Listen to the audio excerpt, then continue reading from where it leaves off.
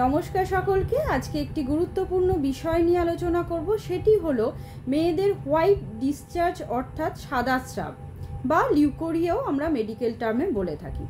কোন ক্ষেত্রে সাধারণত আমাদের দেখতে হবে, সাধারণত দুই প্রকার সাদা স্রাব হয়। একটা হচ্ছে নর্মাল, যেটা ন্যাচারাল প্রসেসে সাধারণত হয় মেয়েদের, আবার একটা হচ্ছে অ্যাবনর্মাল। কোনটা আমি নর্মাল বলবো, সাধারণত আমাদের যে দুটো মেনস্ট্রুয়াল সাইকেল, মানে একটা এন্ড হচ্ছে আবার আর একটা শুরু হচ্ছে, তার যে মধ্যবর্তী সময় আছে, তখন আমাদের শরীরে ফিমেল হরমোন প্রোজেস্টেরন এবং ইস্ট্রোজেনের একটা তারতম্য ঘটে।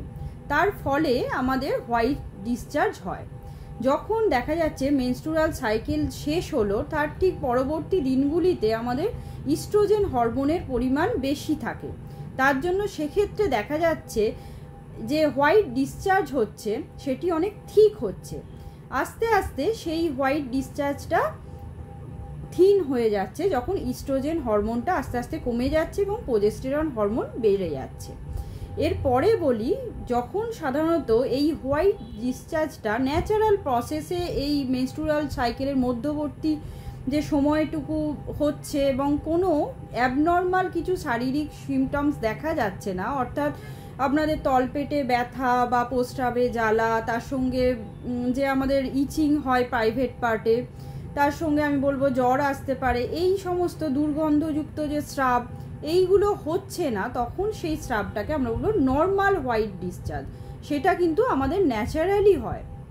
এরপরে যেটা বলবো অ্যাবনর্মাল ডিসচার্জ, সেক্ষেত্রে যেটা সাধারণত ডক্টরের কাছে বা আমাদের কাছে পেশেন্টরা অনেকেই আসছেন, সেই ক্ষেত্রে কি হচ্ছে, তাদের এই অ্যাবনর্মাল হোয়াইট ডিসচার্জের ক্ষেত্রে সাধারণত আমাদের স্রাবটা অনেক দুর্গন্ধযুক্ত হয় এবং অনেক সময় দেখা যায় এমনি মিল্কি হোয়াইট এবং একটু থিক হয়।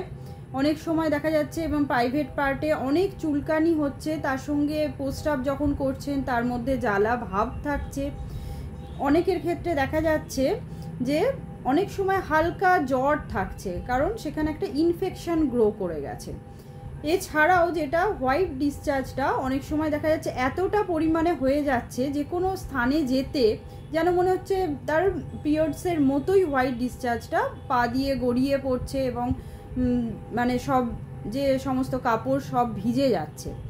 সেই ক্ষেত্রে আমি বলবো এই হোয়াইট ডিসচার্জটা একদমই অ্যাবনর্মাল। তখনই আপনারা অবশ্যই একজন ডক্টরের পরামর্শ নেবেন, কারণ এই হোয়াইট ডিসচার্জ হলে অনেক সময় অনেকের ক্ষেত্রে দেখা যায় অনেক দুর্বল হয়ে পড়ে, একটা ইরিটেশন আসে, প্রাইভেট পার্টে যে চুলকানি হচ্ছে সেটা প্রবলেম হয়।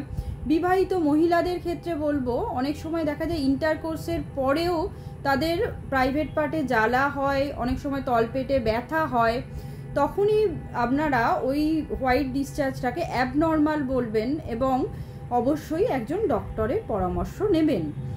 নমস্কার, সবাই ভালো থাকবেন এবং সুস্থ থাকবেন।